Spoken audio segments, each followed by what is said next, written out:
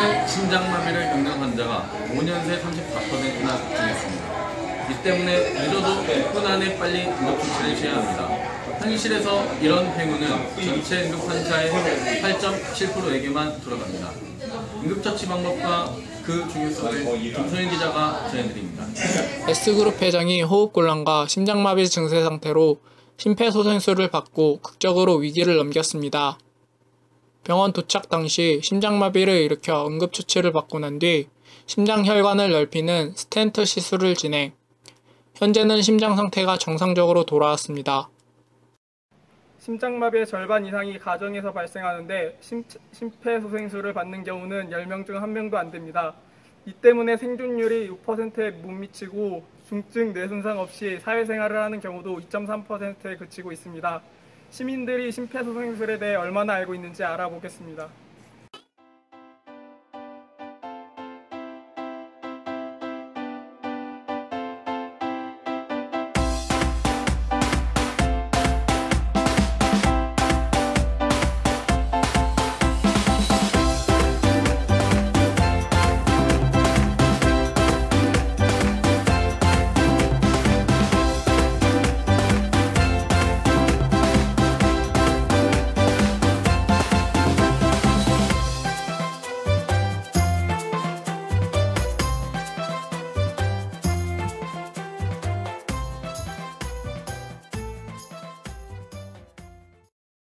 심폐소생술에 대해 알지만 사용하는 방법은 모르고 있습니다.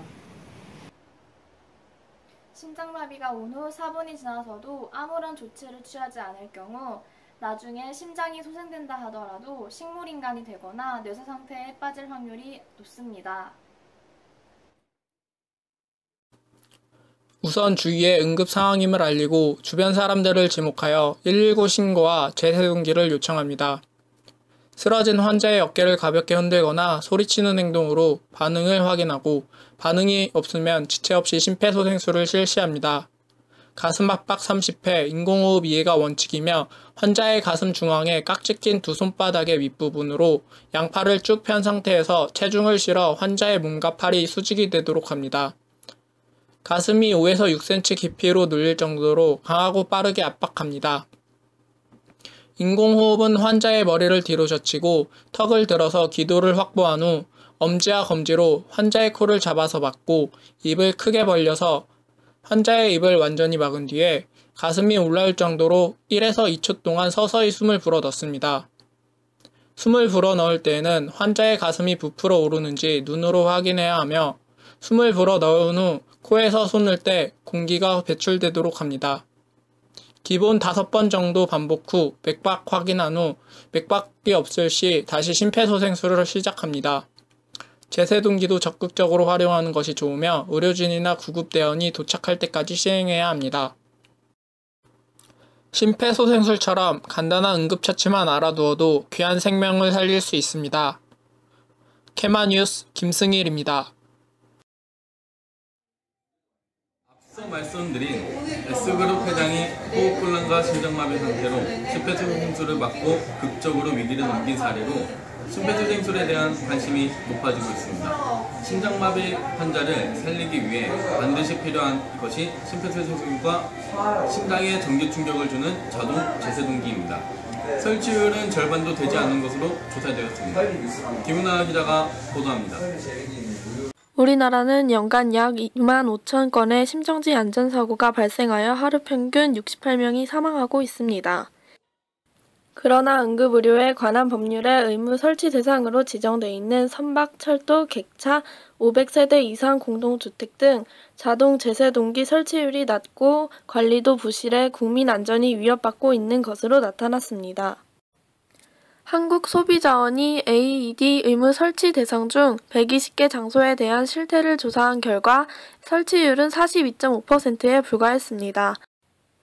이러한 결과는 AED를 설치하지 않더라도 법적으로 처벌 조항이 부재한 것이 주요 원인으로 지적되고 있습니다. 또한 시민들은 제세동기 위치는 물론 사용법도 모른다는 경우가 대부분이었습니다.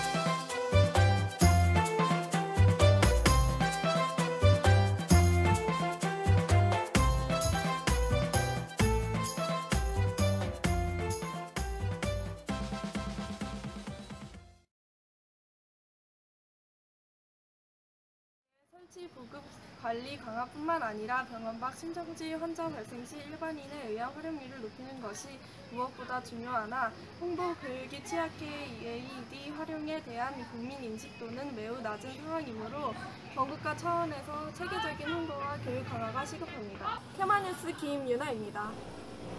사람의 생명을 살리는 순간은 무기력해서는 안 되고 무관심해서도 안 됩니다. 대한민국 국민 모두가 심폐소생술을 하는 그날까지 모두 동참해 주시기 바랍니다. 저희는 내일도 최선을 다하겠습니다. 감사합니다.